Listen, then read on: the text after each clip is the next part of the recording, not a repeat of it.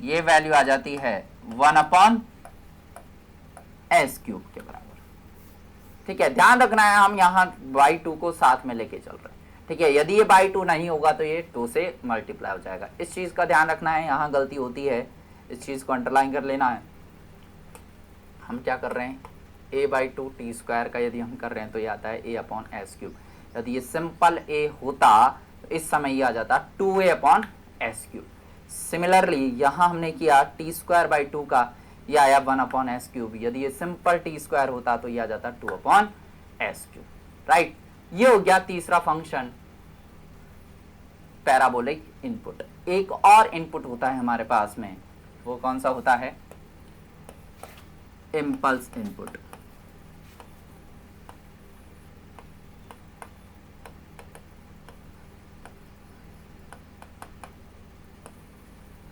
Impulse input के बारे में थोड़ा सा हमें स्ट्रिक्टली ध्यान देना है कि इम्पल्स इनपुट जो है इसको हम del t से रिप्रेजेंट करते हैं। इम्पल्स फंक्शन को हम del t से रिप्रेजेंट करते हैं। del t जो डिफाइन है, जो डिफाइन है वो डिफाइन किया गया है कि यदि t की वैल्यू 0 है, यदि t की वैल्यू 0 है तो इसकी वैल्यू हमें मिलती है इनफाइनाइट, और यदि t 0 के बराबर नहीं है तो इसकी वैल्यू मिलती है हमें 0। इम्पल्स इनपुट को डिफाइन किया, यदि t की वैल्यू 0 है उस समय इसकी वैल्यू, इसका जो मैग्नीट्यूड होगा वो इंफिनिटी पर रीच करेगा, और यदि टाइम की वैल्यू 0 के बराबर नहीं है उस समय इसकी वैल्यू हो जाएगी 0। मतलब हुआ क्या, जैसे ही मैंने स्विच को ऑन किया होगा उस समय हमें एक इंस्टेंट इनपुट मिलेगा। ठीक है, t इज इक्वल टू 0 पर, t इज इक्वल टू 0 पर एक बहुत हाई मैग्नीट्यूड का हमें इनपुट मिला। जैसे ही टाइम की वैल्यू 0 से पास हो गई उस समय मैग्नीट्यूड घटकर कितना हो गया, 0। तो इसको हम बोल सकते हैं कि एक सडन शॉक मिला है हमें। ठीक है, सडनली इनपुट मिला है, ये होता है इम्पल्स इनपुट। ठीक है, अब इसको यूनिट इम्पल्स इनपुट क्यों बोलते हैं, क्योंकि इसका जो एरिया होता है उसकी वैल्यू कितनी होती है, 1 के बराबर। इस वजह से इम्पल्स इनपुट जो होता है वो हो जाता है unit impulse input if area is equal to 1।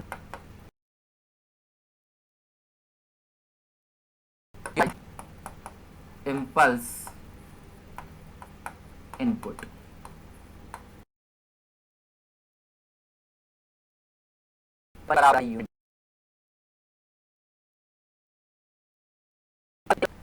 Laplace of delta t, हमने पहले भी देखा है, Laplace of delta t impulse input का जो लाप्लास होता है वो होता है 1 के बराबर। बात आ रही है समझ में? तो इस तरह से हमारे पास 4 तरह के इनपुट होते हैं, स्टेप इनपुट, रैंप, पैराबोलिक और इम्पल्स इनपुट। अब ये चारों जो इनपुट है वो एक दूसरे से किस तरह से रिलेटेड है उसकी यदि हम बात करें तो देखिए, यदि मैं पैराबोलिक इनपुट, इस पैराबोलिक इनपुट का यदि हम डिफरेंशिएशन कर दें तो हमारे पास रैंप इनपुट आ जाएगा a इंटू t²/2। इसका यदि मैं डिफरेंशिएशन करूं विद रेस्पेक्ट टू t तो ये हो गया t² का 2 इंटू टी, 2 से 2 कैंसिल हो जाएगा, ये बच जाएगा a इंटू टी। मतलब हमें कौन सा फंक्शन मिल जाएगा, रैंप इनपुट मिल जाएगा, r of t is equal to a into t. Similarly यदि मैं रैंप को यदि डिफरेंशिएट कर दूं, रैंप को डिफरेंशिएट करने से हमें क्या मिल जाएगा, स्टेप फंक्शन मिल जाएगा a into you of T, T की मैग्नीट्यूड हो गया 1, ये हो गया a के बराबर। बात आ रही है समझ में? तो यदि हम पैराबोलिक को यदि हम डिफरेंशिएट करें रैंप मिलेगा, रैंप को यदि हम डिफरेंशिएट करें तो हमें स्टेप फंक्शन मिल जाएगा। तो यदि आपको पैराबोलिक इनपुट का आउटकम पता है, जैसे यदि मैं लिखूं पैराबोलिक फंक्शन, यदि हम इसको, ठीक जनरल ट्रिक है, डिफरेंशिएट कर दें तो हमें कौन सा फंक्शन मिलेगा, और रैंप फंक्शन। रैंप को भी यदि हम डिफरेंशिएट कर दें तो हमें कौन सा फंक्शन मिल जाएगा, फंक्शन।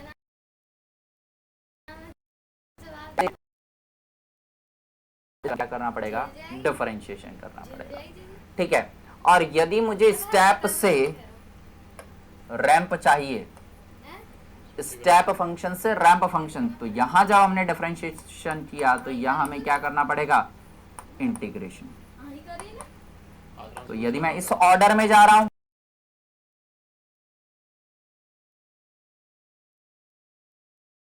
तो पैराबोलिक चाहिए, तो ये हो गया इंटीग्रेशन।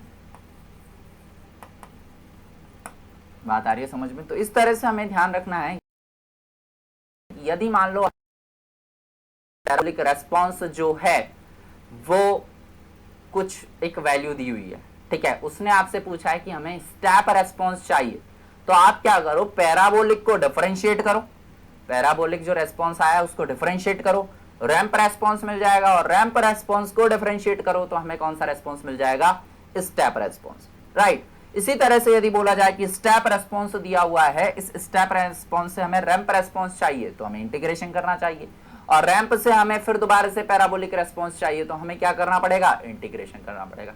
इसी तरह से यदि हमें कोई एक इनपुट के बारे में जानकारी है, ठीक है, तो हम दूसरे इनपुट के बारे में जानकारी प्राप्त कर सकते हैं बाय यूजिंग डिफरेंशिएशन और इंटीग्रेशन। तो ये हो गया, रैंप को यदि हमने डिफरेंशिएट किया, स्टेप मिल गया। यदि मान लो हमें इंपल्स फंक्शन दिया हुआ है, इंपल्स रेस्पॉन्स यदि हमें दिया हुआ है, तो इंपल्स रेस्पॉन्स से हम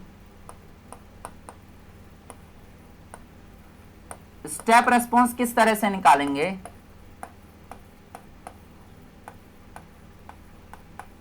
देखिए, पैराबोलिक को डिफरेंशिएट किया, रैंप मिला, रैंप को डिफरेंशिएट किया, स्टेप मिल गया, रैंप मिल गया, रैंप को इंटीग्रेट किया, पैराबोलिक मिल गया। तो यदि मैं इंपल्स फंक्शन को इंटीग्रेट कर देता हूं तो हमें कौन सा आउटकम मिल जाएगा, हमें मिल जाएगा स्टेप रेस्पॉन्स।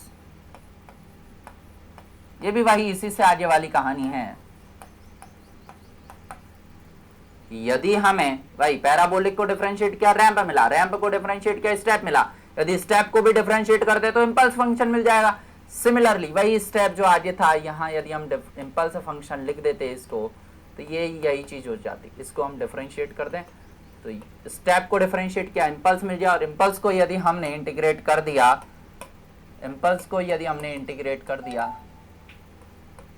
तो ये हो जाता है फंक्शन। तो इंपल्स रेस्पॉन्स को यदि हम स्टेप रेस्पॉन्स में कन्वर्ट करना है तो हम क्या करें, बता रही है समझ में?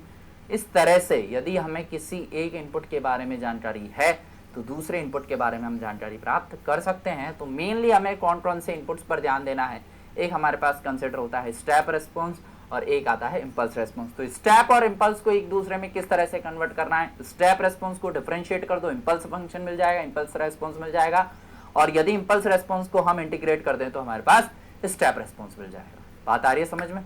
तो ये बात हुई एक जनरल इनपुट जो कि हम अभी सिस्टम पर देने वाले हैं, क्योंकि हमारे पास ट्रांसफर फंक्शन क्या था, g ऑफ s, उसकी वैल्यू थी c of s upon r of s। तो यदि हम इनपुट को चेंज करते जाएं तो जो हमारे पास आउटकम आने वाला है उसकी वैल्यू चेंज हो जाती है। अब हम बात करेंगे कि डिफरेंट सिस्टम यदि आपको दिए हुए हैं, मान लो कोई फर्स्ट ऑर्डर सिस्टम है। ऑर्डर क्या होता है, जितने इंडिपेंडेंट एनर्जी स्टोरिंग एलिमेंट होते हैं वो कहलाते हैं ऑर्डर ऑफ द सिस्टम। तो यदि मान लो फर्स्ट ऑर्डर सिस्टम दिया हुआ है, फर्स्ट ऑर्डर सिस्टम मतलब कि उसमें एनर्जी स्टोरिंग एलिमेंट कितना है, केवल और केवल 1। यदि फर्स्ट ऑर्डर सिस्टम है तो ये इनपुट अप्लाई करने पर हमें आउटकम क्या मिलने वाला है वो चीज हम देखेंगे। इसके बाद में और भी फर्दर स्टडी है इस टाइम रेस्पॉन्स के अंदर की टाइम कॉन्स्टेंट क्या होता है, डैम्पिंग क्या होती है, बहुत सारी चीजें वो अभी हम डिस्कस करेंगे। इसके बाद में हम देखेंगे सेकंड ऑर्डर सिस्टम।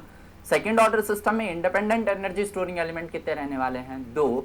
उसमें यदि हमने डिफरेंट इनपुट दिए तो आउटकम क्या मिलता है, ठीक है। सेकंड ऑर्डर सिस्टम में हमारे पास कुछ एक टर्म्स और होती हैं, अंडर डैम्ड क्या होता है, ओवर डैम्ड क्या होता है, क्रिटिकली डैम्ड क्या होता है, अनडैम्ड सिस्टम क्या होता है, इन सब के बारे में हम जनरल डिस्कशन करेंगे। अब सबसे पहले हम देखते हैं अब हमारा पुराना टाइम रेस्पॉन्स एनालिसिस, राइट। तो टाइम रेस्पॉन्स एनालिसिस में हम देखें for first order system, right.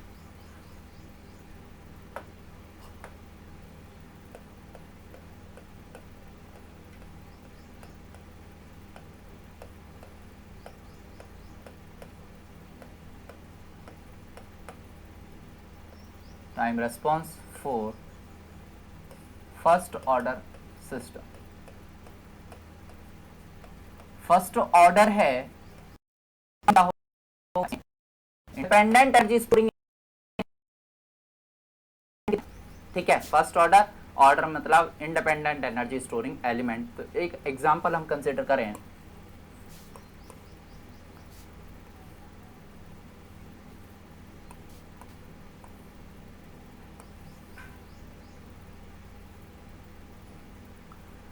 ये हो गया हमारे पास R C V I T, ये हो गया outcome V not I of T. ये एक फर्स्ट ऑर्डर सिस्टम है क्योंकि यहाँ केवल और इंडिपेंडेंट एनर्जी स्टोरिंग एलिमेंट है, दैट इज कैपेसिटर, ठीक है। तो सबसे पहले हम कैलकुलेट करते हैं कि इसका भाई ट्रांसफर फंक्शन क्या होगा, ठीक है। इसका ट्रांसफर फंक्शन क्या होगा, इसके बारे में इसका बाद में जनरल डिस्कशन करेंगे, ठीक है। तो ट्रांसफर फंक्शन क्या होता है, Laplace of output variable divide by Laplace of input variable, जो हमने पहले भी निकाल चुके हैं। इस क्वेश्चन के लिए हम पहले भी लाप्लास ट्रांसफॉर्म निकाल चुके हैं। अब यदि मैं इसको, हम इसका क्या करते हैं, दूसरे तरह से लाप्लास ट्रांसफॉर्म कैलकुलेट करते हैं।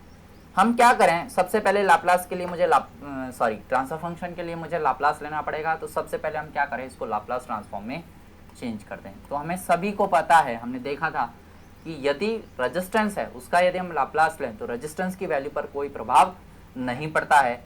इंडक्टर की वैल्यू एस से मल्टीप्लाई हो जाती है, जबकि जो कैपेसिटर हो जाता है वो हो जाता है 1/s इंटू सी के बराबर। इसी तरह से इनपुट जो था वी आई टी वो हो जाएगा V i s, V naught t हो जाएगा वी नॉट एस, और जो जो करंट है आई ऑफ टी हो जाएगी आई ऑफ एस। तो यदि मैं इसका लाप्लास ट्रांसफॉर्म लूं,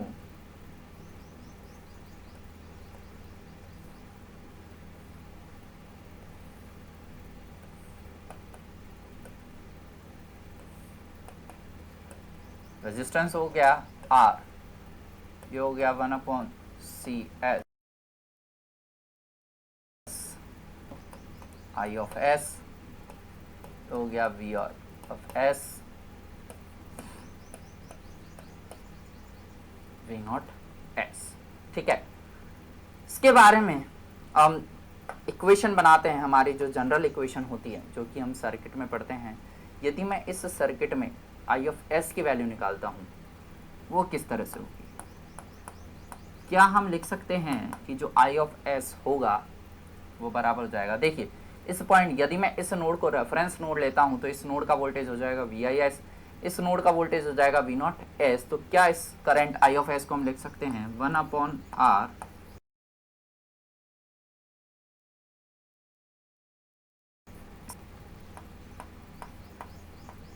माइनस वी नॉट एक्स, ठीक।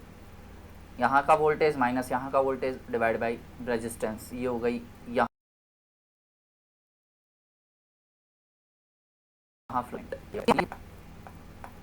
ये क्या हो जाएगा, ये जो वोल्टेज है वो इस कैपेसिटर से अक्रॉस इनटू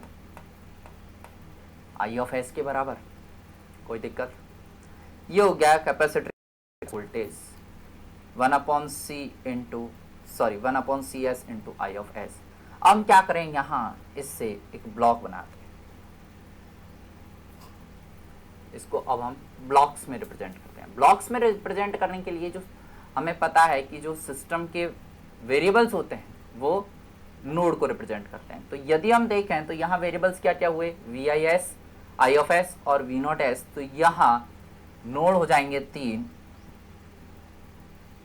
या हम क्या करें, आई ऑफ एस को रिप्रेजेंट करते हैं। सबसे पहले आई ऑफ एस को किस तरह से रिप्रेजेंट करेंगे कि भाई यहाँ एक वोल्टेज है जिसकी value V i s minus V naught s के बराबर है, उसको यदि मैं रेजिस्टेंस 1/R से मल्टीप्लाई कर दूं तो इसकी वैल्यू हो जाएगी आई ऑफ एस के बराबर। मीनिंग क्या हुआ कि यदि ये वोल्टेज हो गया वी आई एस, ठीक, यहां यदि मैं एक समिंग पॉइंट ले लेता हूं और उस समिंग पॉइंट पर ये वोल्टेज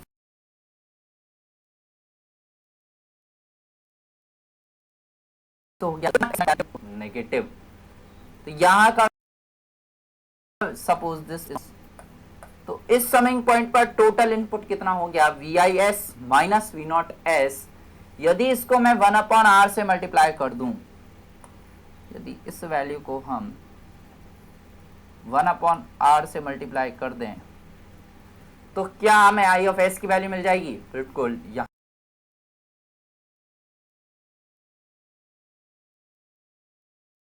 हमें यदि इस आई ऑफ एस को हम 1/cs से मल्टीप्लाई कर दें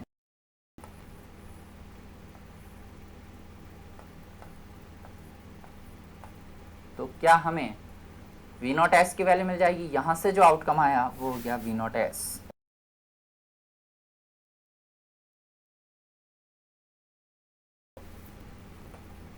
और ये जो वी नॉट एस था वो कहां गया, इस इन सम पॉइंट पर, तो ये हो गया वी नॉट एस। तो क्या हम बोल सकते हैं कि हमने इस डायग्राम को एक ब्लॉक डायग्राम में रिप्लेस कर दिया, चेंज कर दिया। कोई दिक्कत यहां तक? इसके बाद में देखिए, अब हम क्या करते हैं, इन ब्लॉक्स को रिड्यूस करते हैं। दो ब्लॉक हैं जिनका एक का गेन हो गया 1/r, एक का गेन हो गया 1/cs। यदि दो गेन आपस में कास्केड में कनेक्ट है, ये दोनों कास्केड में एक के बाद एक कनेक्ट है, यदि ये दोनों कास्केड में कनेक्ट हैं तो नेट कितना गेन आ जाएगा, दोनों गेन को हम क्या करें, मल्टीप्लाई कर दें। ये हो गया 1/r, ये हो गया 1/cs, तो इसकी वैल्यू हो जाएगी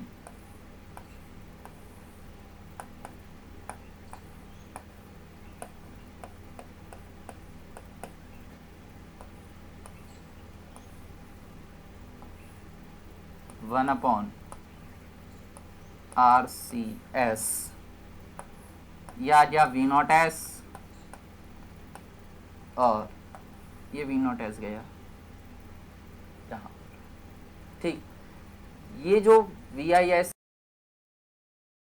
ये जब स्टैंडर्ड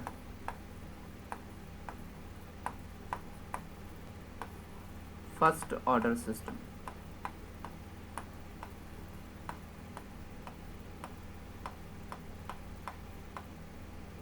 ये हो गया स्टैंडर्ड फर्स्ट ऑर्डर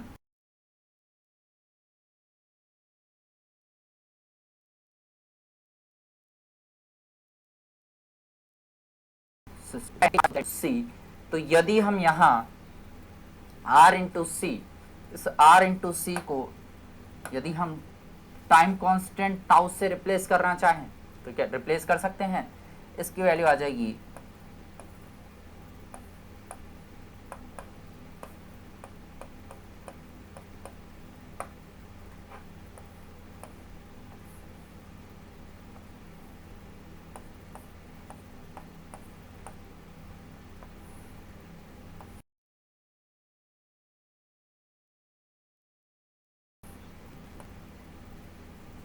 ठीक है। ये हो गया, हमने क्या किया, एफ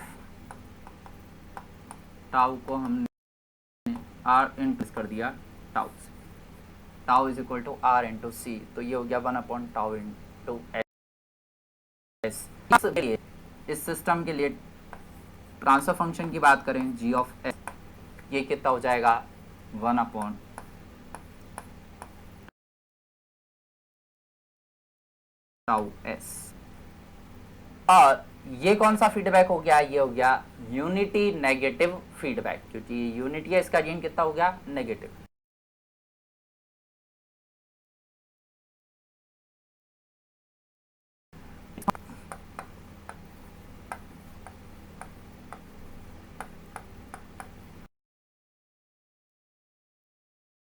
आप सभी को पता है, या तो हम क्या करें, ब्लॉक डायग्राम रिडक्शन टेक्निक से कर लें, या फिर हम क्या करें, सिग्नल फ्लो ग्राफ से कर लें।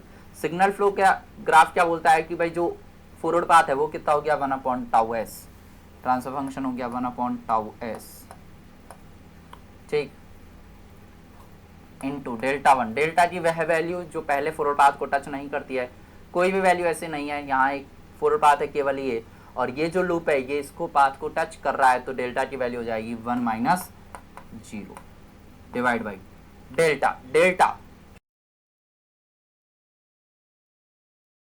क्या होता है, 1 लूप हो गया जिसका गेन 1/टाउ एस इंटू -1, तो ये हो जाएगा माइनस 1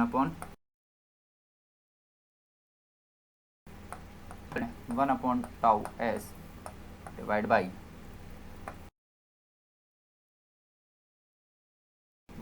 एलसीएम ले लेते हैं हम इसका 1 अपॉन टाउ एस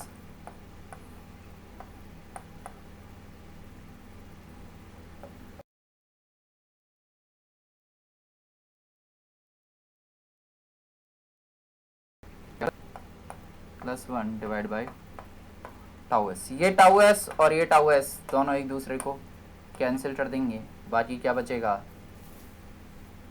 ये आ जाएगा 1 अपॉन टाउ एस प्लस 1, या ये आ जाएगा 1 अपॉन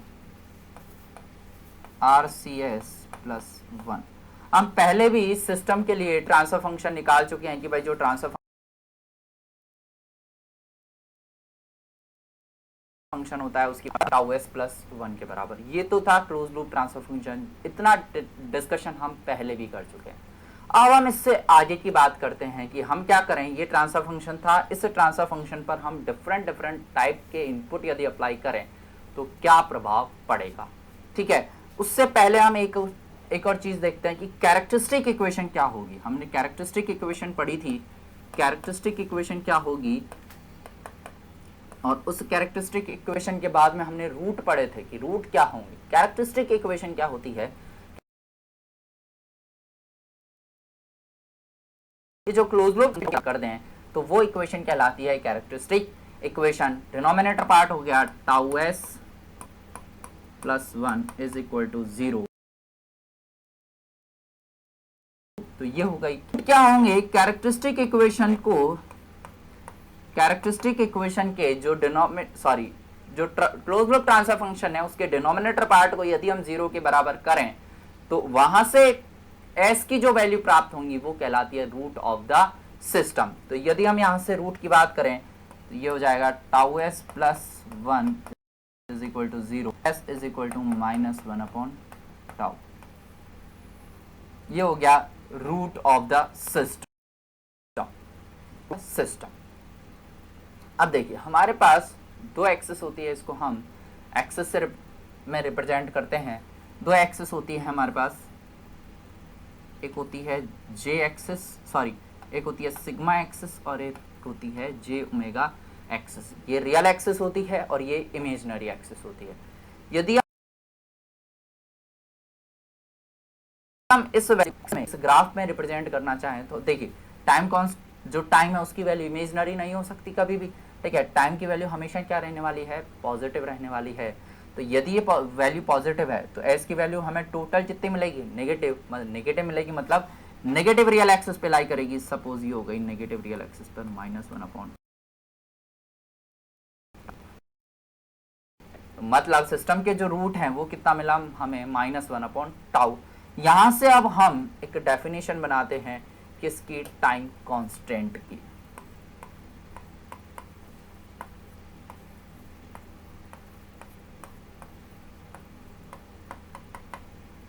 टाइम कांस्टेंट की हम कई डेफिनेशंस पढ़ेंगे। पहली डेफिनेशन की हम बात कर रहे हैं, पहली डेफिनेशन क्या होगी, देखिए ये था 1 अपॉन माइनस 1 अपॉन टाउ। यदि टाउ क्या था, टाइम कांस्टेंट। तो यदि हम टाइम कांस्टेंट की डेफिनेशन बोलें कि यदि ये जो नेगेटिव रियल रूट मिल रहा है, नेगेटिव रियल रूट है, यदि हम नेगेटिव रियल रूट का रेसिप्रोकल कर दें, नेगेटिव रियल रूट का रेसिप्रोकल कर दें माइनस 1 अपॉन टाउ, इसका यदि हम रेसिप्रोकल कर दें तो टाउ की वैल्यू मिल जाएगी, वो कहलाती है टाइम कांस्टेंट। तो टाइम कांस्टेंट हो गया reciprocal of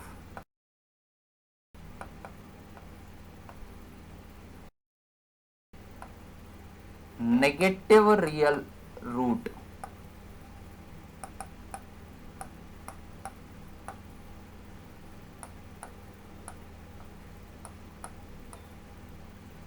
reciprocal of negative real root ये होता है टाइम कांस्टेंट।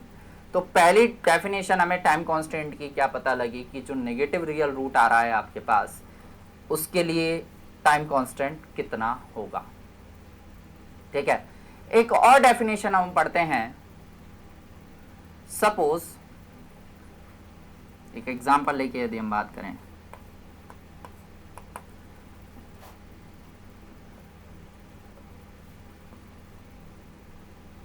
आपको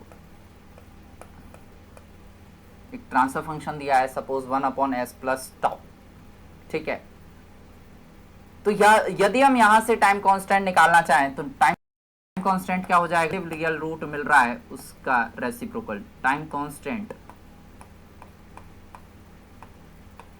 कांस्टेंट की वैल्यू यदि हमें कैलकुलेट करनी होगी तो हम क्या करें, जो रेसिप्रोकल डिनोमिनेटर पार्ट है उसमें उसको 0 के बराबर करें। s प्लस 2 को हमने 0 के बराबर किया,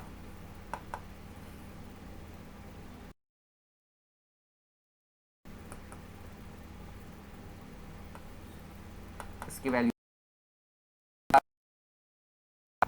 टाइम कांस्टेंट क्या होता है, reciprocal of negative real root. Negative real root है ये, इसका रेसिप्रोकल कर दिया है, इसका रेसिप्रोकल कितना आ जाएगा 1/2। तो ये हो गया इसका टाइम कांस्टेंट 1/2 सेकेंड। ये तो हमने यहां से निकाला इसका टाइम कांस्टेंट। एक और किस तरह से हम इसका टाइम कांस्टेंट निकाल सकते हैं, यदि मैं इसका इनवर्स लाप्लास ट्रांसफॉर्म ले लूं,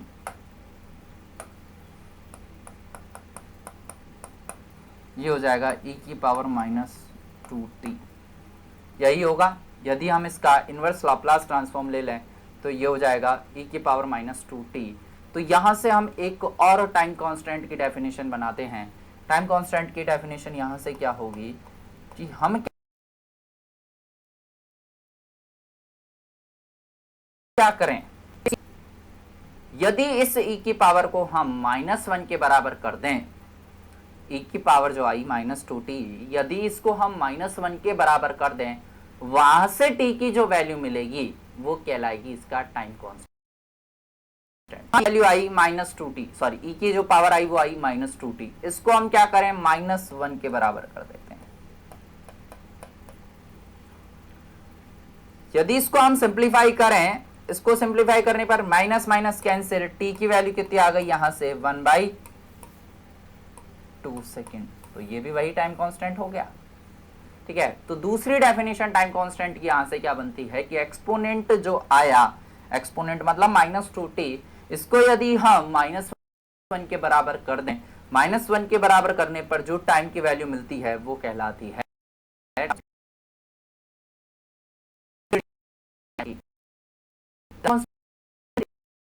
टाइम कांस्टेंट। ये बताता है कि सिस्टम को खुद की स्टडी स्टेट तक पहुंचने में कितना टाइम लग रहा है, और वो कितना कंसिडर करते हैं हम 5 टाइम कांस्टेंट के बराबर। क्या आपने ट्रांजिएंट एनालिसिस में देखा कि भाई 5 टाइम कांस्टेंट के बाद में सिस्टम खुद की स्टडी स्टेट को रीच कर जाता है, ठीक है। ये हम यहाँ भी देखेंगे कि टाइम कांस्टेंट किस तरह से डिफाइन किया, ये तो अभी हमने ये चीज देखी।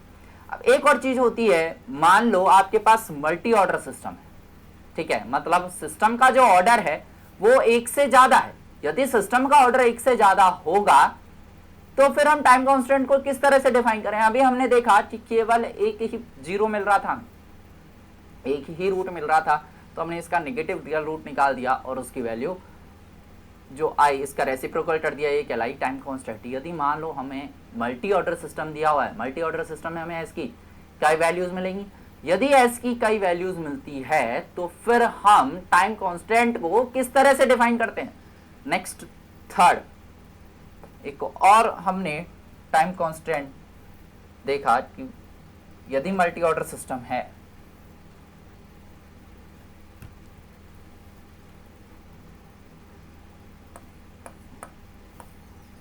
For multi order system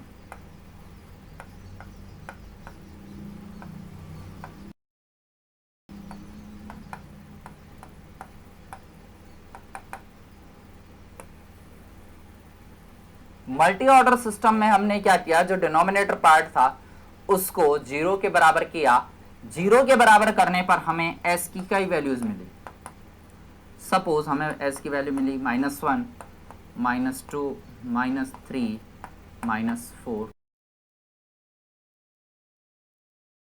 like this, -2, -3, -4। अब हम किस तरह से बताएं कि इस सिस्टम का ऑर्डर क्या होगा।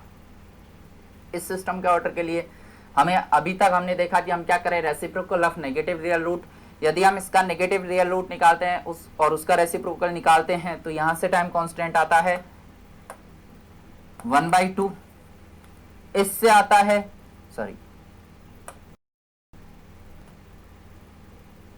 1, दैट इज 1।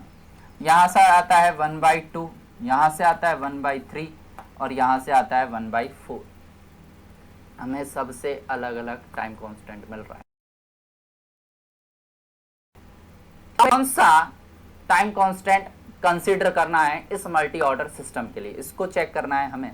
तो देखिए हमें पता है कि जो टाइम कांस्टेंट होता है वो ये बताता है कि सिस्टम को खुद की स्टडी स्टेट तक पहुंचने में कितना टाइम लग रहा है, और कितना टाइम होता है वो होता है 5 टाइम कांस्टेंट के बराबर। किसी भी सिस्टम को खुद की स्टडी स्टेट तक पहुंचने में लगभग 5 टाइम कांस्टेंट के बराबर समय लगता है।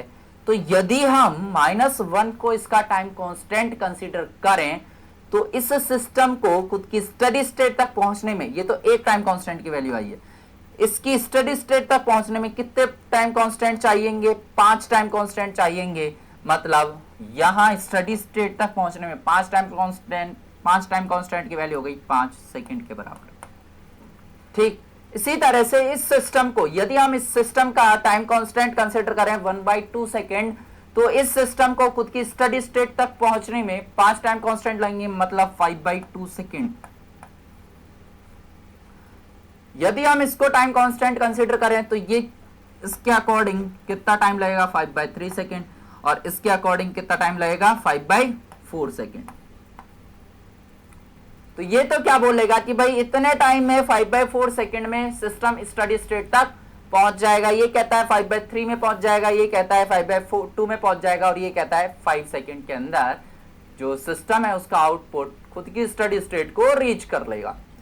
अब देखिए यदि मैं इसको 5/4 को कंसीडर करूं, 5/4 को यदि हम कंसीडर करें तो 5/4 क्या बोलता है कि भाई 5/4 की वैल्यू आती है लगभग 1.25 सेकंड। तो ये क्या बोलता है कि लगभग 1.25 सेकंड के अंदर सिस्टम खुद की स्टडी स्टेट को गेन कर लेगा।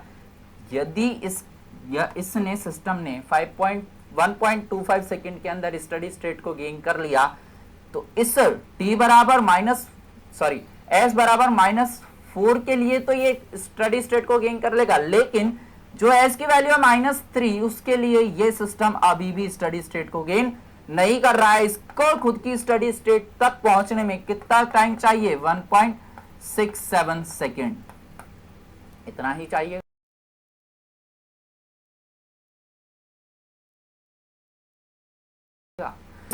तो यदि हम इसका टाइम कांस्टेंट डिसाइड करते तो ये वाला जो रूट है इसके लिए तो सिस्टम स्टडी स्टेट तक पहुंच जाता, लेकिन ये जो रेस्ट ऑफ द 3 रूट्स हैं इसके लिए सिस्टम खुद की स्टडी स्टेट को गेन नहीं कर पाएगा। बात आ रही है समझ में? मल्टी ऑर्डर सिस्टम में हमने क्या किया, एक से ज्यादा हमारे पास पोल्स हैं, एक से ज्यादा यदि पोल हैं तो हमने देखा कि सारे पोल के लिए टाइम कांस्टेंट अलग अलग आया। यहां से 1 आया, यहां से 1/2, 1/3, 1/4। खुद की सिस्टम को स्टडी स्टेट तक पहुंचने में हमें पता है 5 टाइम कांस्टेंट चाहिए, मतलब इसको 5 सेकंड का टाइम चाहिएगा, इसको 2.5 सेकंड का टाइम चाहिएगा, इसको 1.67 सेकंड का टाइम चाहिए और इसको 1.25 सेकंड का टाइम चाहिए। यदि हम कंसीडर करें कि भाई -4 जो है वो इसके टाइम कांस्टेंट के लिए जिम्मेदार है, तो -4 के लिए ये सिस्टम तो खुद की स्टडी स्टेट को गेन कर लेगा, लेकिन रेस्ट ऑफ द 3 रूट्स के लिए ये सिस्टम खुद की स्टडी स्टेट को गेन नहीं कर पाएगा। बात आ रही है समझ में? तो ये कंसीडर नहीं हो सकता। इसके लिए तो सिस्टम स्टडी स्टेट तक पहुंच जाना चाहिए, लेकिन अभी इनके लिए सिस्टम स्टडी स्टेट तक नहीं पहुंच पाया है, तो ये कंसीडर नहीं हुआ। बात आ रही है समझ में कि ये क्यों कंसीडर नहीं किया? क्योंकि इसने क्या किया, खुद के इसके लिए जो आउटपुट आना था उसको तो इसने स्टडी स्टेट तक पहुंचा दिया, लेकिन इन तीनों रूट्स के लिए जो आउटकम आना था उसको इसने स्टडी स्टेट तक नहीं पहुंचाया, तो ये कंसीडर नहीं होगा। सिमिलरली यदि मैं इसके लिए बात करूं 5/3 सेकंड के लिए, 5/3 सेकंड के लिए क्या होगा, इसके लिए टोटल टाइम चाहिए 1.67 सेकंड। 1.67 सेकंड के अंदर ये सिस्टम, यदि मैं -4 वाले रूट के लिए बात करूं तो इस सिस्टम का गेन तो स्टडी स्टेट तक पहुंच जाएगा, क्योंकि इसको कितना टाइम चाहिए, 1.25 सेकंड। ये सिस्टम भी खुद की स्टडी स्टेट को गेन कर लेगा, लेकिन इनके लिए हमें और ज्यादा टाइम चाहिए,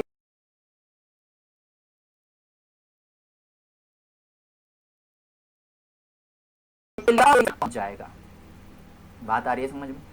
इसी तरह से यदि मैं 2.5 सेकंड के लिए बात करूं तो 2.5 सेकंड को यदि हम कंसीडर करें टाइम कांस्टेंट, मतलब -2 को यदि हम कंसीडर करते हैं टाइम कांस्टेंट के लिए, तो सिस्टम इसके लिए भी स्टडी स्टेट तक पहुंच गया, इसके लिए भी स्टडी स्टेट तक पहुंच गया और इसके लिए भी स्टडी स्टेट तक पहुंच गया। लेकिन अभी भी s बराबर -1 वाला जो रूट है इसके लिए सिस्टम स्टडी स्टेट तक नहीं पहुंच पाया है, तो ये भी हमारा एक टाइम कांस्टेंट डिफाइन नहीं कर पाएगा।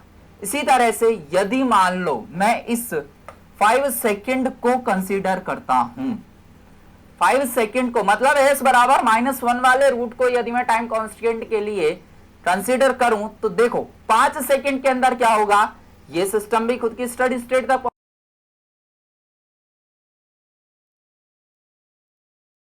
पहुंच गया, सेकंड के अंदर स्टडी स्टेट तक पहुंच जाएगा।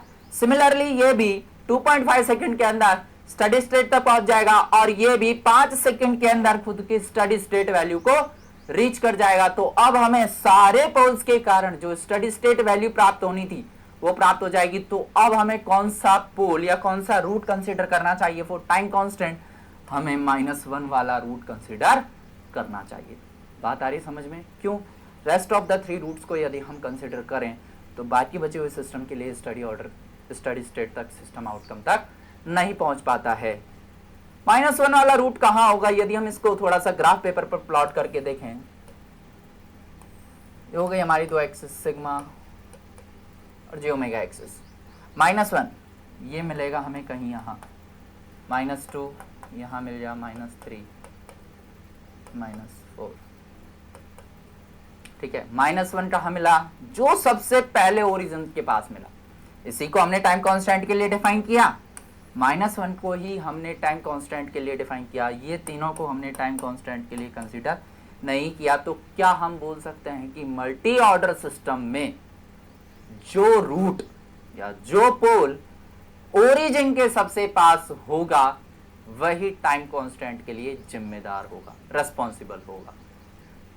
बात आ रही है समझ में? क्योंकि यहाँ -1 जो था वो सबसे पहले ओरिजिन के पास था और ये ही टाइम कांस्टेंट को डिफाइन कर रहा है। तो मल्टी ऑर्डर सिस्टम के लिए हम लिख सकते हैं कि reciprocal of negative real root, reciprocal of negative real root which is nearer to the origin, origin के पास में जो सबसे पहले रूट मिलेगा उसी का यदि हम रेसिप्रोकल ले लें तो वो कहलाता है टाइम कांस्टेंट।